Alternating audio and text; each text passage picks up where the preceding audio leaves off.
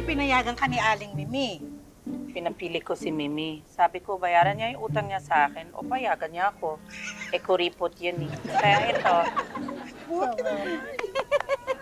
Okay na to, ha? Uy, Oh. sigurado ka bang magpapaiwan ka? Kasi pwede kitang samahan dito. Mauna na sila, tapos sunod tayo. May meeting din ako mamaya. May iwan ka lang dito mag-isa.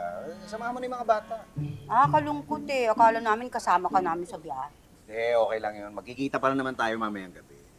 Uy, nakita ko yung yung mga pictures ng resort, ha? Meron palang court ng paddle doon, ha? Pwede na subukan bukas, ha? Sined nga ni Janice yung link, di ba? Oo. Nakita ko rin. Oo, sige. Alis na tayo. Halika na. Okay po, Tay. Ingat po kayo sa biyahe niyo mamaya. Wait ka namin tayo. Sige. Ingat. Bye-bye. Robert, ingat sa pagdadrive, ha? Opo, sir. Bye-bye po, sir. Dala nyo na lahat ng mga gamit, ha? ay, hindi po. Hindi na po kasi kasya yung washing machine tsaka yung ref. Ay, naku, sumakay ka na sa loob. Mauna ka na. Dad, tulong-tulong na. Tara na, tara na. Sige na, sige na. Sige na. Bye-bye. Ingat mamaya, ha? Sige. Sige.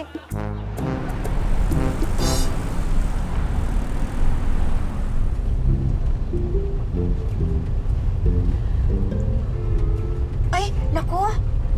Bakit pa na May nakalimutan ako. Yung dapat ibibigay ko sa tatay niyo, nakalimutan ko sa KTV. Kakailanganin sa resort yun eh. Paano po, ma'am? Babalik po tayo? Ay, nako, hindi na. Malayo na tayo. Nay, edi tawagan niyo na si tatay para madaanan niya mamaya. Hindi pwede. Surprise ko yun sa kanya. Teka nga.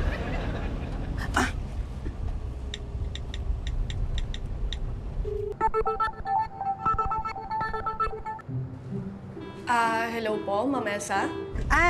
Vanessa, may hihingin akong pabor, ha? Ano po yon? Naalala mo ba yung paper bag na bitbit ko na isang araw? Sabi ko ilagay mo sa cabinet. Opo.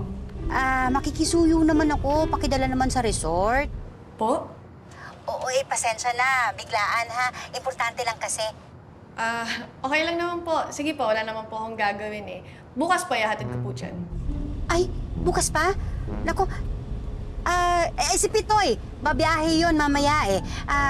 Pwedeng sumabay ka na sa kanya para madala mo na?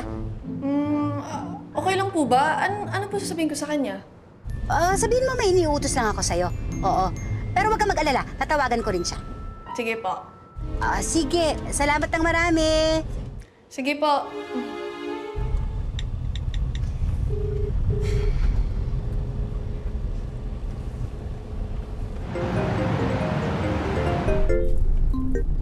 Lo, Hello, papunta na ako sa meeting.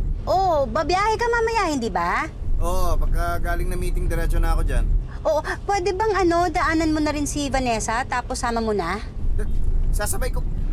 Papunta dyan? Bakit? May iniutos kasi ako eh. Importante yun eh. Kailangan makarating siya mamaya. Sige. Paano kami magkikita? Saan? Kayo na bahala mag-usap. Sige, text ko na lang. Ano? May number ka niya? Wala akong number. Paano ako magkakaroon ng number noon? Ba't sabi mo, ite-text mo?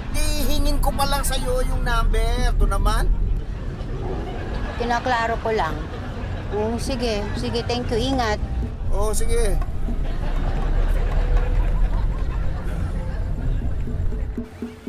Pero ang ganda talaga ng lugar, no? Oo, Nay. Ay, teka. Tingnan muna kaya natin yung room namin ng tatay niyo. Kasi napagod din ako. Gustong magpahinga muna. Ay, sige po. Tignan ko lang po yung room ko tapos sunod po ako. Ay, hanapin ko muna si Kara.